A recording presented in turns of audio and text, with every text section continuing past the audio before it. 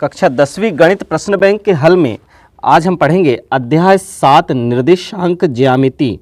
निर्देशांक ज्यामिति यह चैप्टर में एक एक अंक के 2 प्रश्न और 2-2 अंक के 2 प्रश्न कुल मिलाकर 6 अंकों के प्रश्न यहाँ से पूछे जाने हैं। तो चलिए शुरू करते हैं। मूल बिंदु के निर्देशांक हैं, पहला वस्तुनिष्ठ है। मूल बिंदु के निर्देशांक क्या हैं? 0 0 हैं, हम जानते हैं मूल बिंदु के निर्देशांक 0 0 होते हैं। x अक्ष पर स्थित मूल बिंदु से 4 इकाई की दूरी पर स्थित एक बिंदु के निर्देशांक होंगे। x अक्ष पर स्थित, ये देखिए इस तरह से x अक्ष पर स्थित कोई बिंदु है, मूल बिंदु से 4 इकाई की दूरी पर स्थित बिंदु के हमें निर्देशांक ज्ञात। तो देखिए ये है 0 0 मूल बिंदु, 1 2 3 4 इकाई की दूरी पर स्थित बिंदु के निर्देशांक क्या होंगे? 4 0 होंगे, 4 0। तो ऑप्शन नंबर यहाँ पर कौन सा सही है? बी सही है।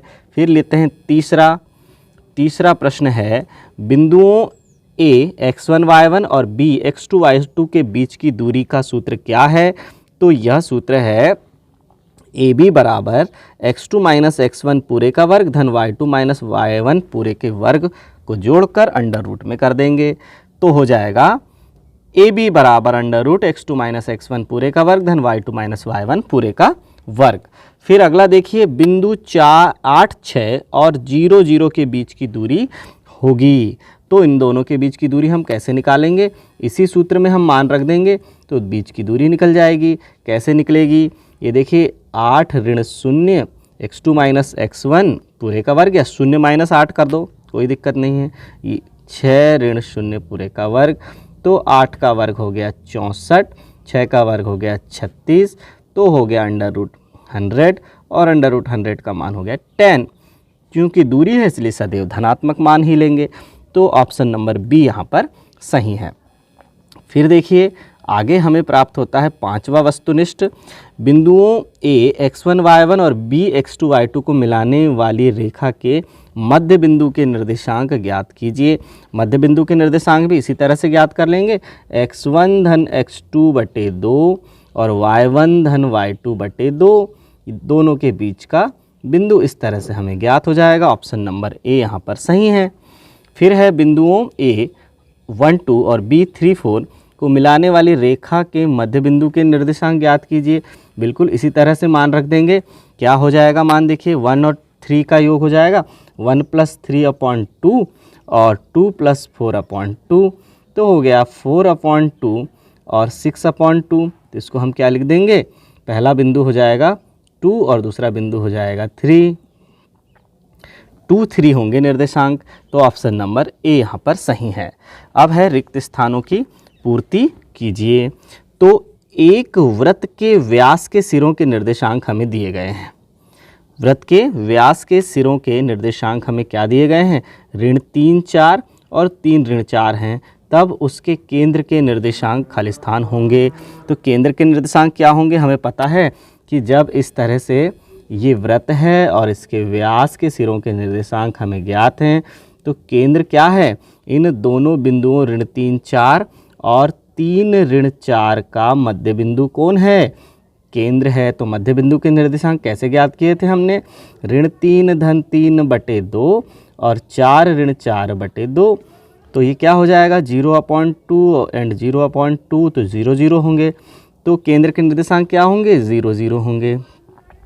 केंद्र के निर्देशांक 0 0 होंगे। अब यहाँ पर देखिए बिंदु 4 5 चतुर्थांश में स्थित है। किस चतुर्थांश में स्थित है? ये देखिए ये हमने बना लिया, प्रथम चतुर्थांश, द्वितीय चतुर्थांश, तृतीय चतुर्थांश और चतुर्थ चतुर्थांश।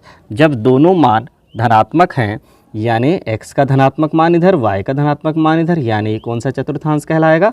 प्रथम चतुर्थांश कहलाएगा। तो यहाँ पर हम लिख देंगे 4 5 कौन से चतुर्थांश में स्थित है? प्रथम चतुर्थांश में स्थित है। अब लेते हैं सत्य असत्य। सत्य असत्य में पहला है, किसी बिंदु का भुज 0 है और कोटि 3 है तो वह x अक्ष पर स्थित होगा। देखिए ये हमने चतुर्थांश बना लिया, यहाँ पर x ये y है, भुज क्या है? 0 है, तो देखिए एक्स अक्ष पर हमें नहीं बढ़ना है, और कोटि 3 है, यानी 1 2 3 यहाँ कोटि है। तो यह बिंदु क्या है, यह है 0 3।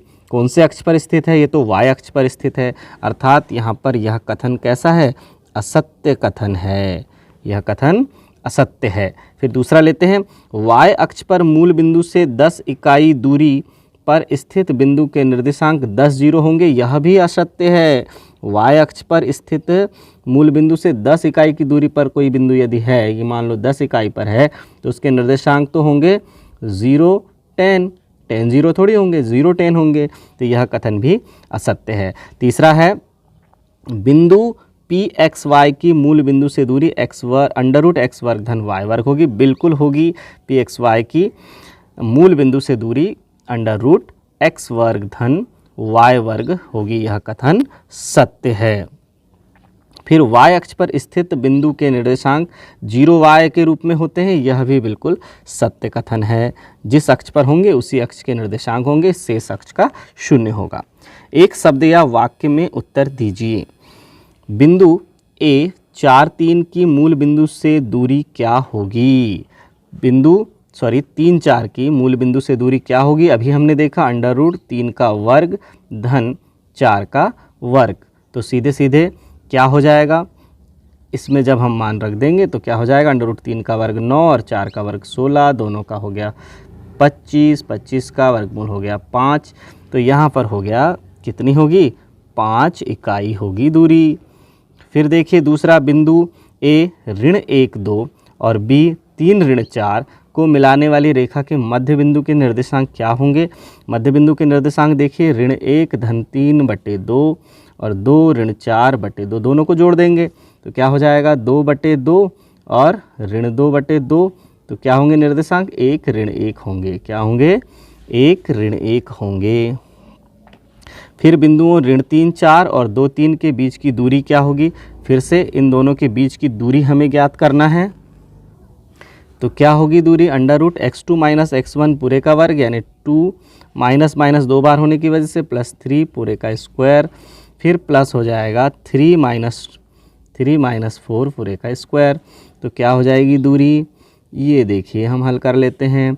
ये हो गया 5 और 5 का वर्ग हो गया 25, ये हो गया ऋण 1 का वर्ग हो गया 1, तो अंडर रूट 26 इकाई होगी। कितनी होगी, अंडर रूट 26 इकाई। तो यहाँ पर हम लिख देंगे अंडर रूट 26 इकाई। इसके बाद ये सवाल जो दिए गए हैं, इनके सभी के हल जो हैं हमारे इस चैनल पर उपलब्ध हैं, आप ज़रूर देखिए।